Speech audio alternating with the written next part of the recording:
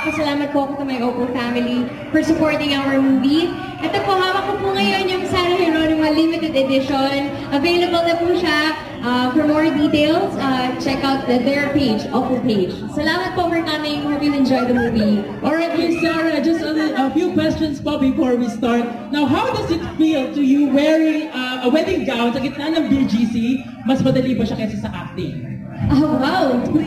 Medyo struggle, ano? Medyo kasi mabigat, tapos may petticoat, tapos medyo mainit din, pero carry lang. Okay, carry mo yan, syempre. And of course, how does it feel to have your own smartphone na may signature pa ni Miss Sarah Geronimo?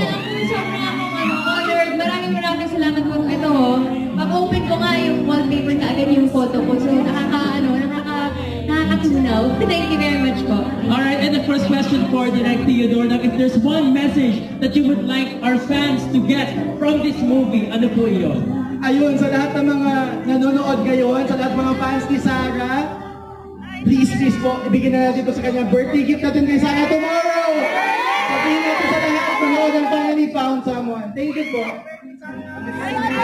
Alright, maraming salamat. And of course, we do have something for Miss Sarah Geronimo here.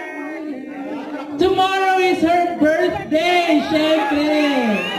Kantahan naman natin ng happy birthday si Miss Sarah Geronimo. Ready, go! Birthday na Sarah!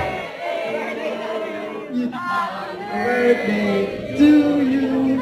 Happy birthday, happy birthday. Happy birthday to you. Alright, so we'd also like to thank, of course, Mr. Stephen Cheng for bringing this cake over to Miss Sarah Geronimo, the brand marketing manager of Oppo.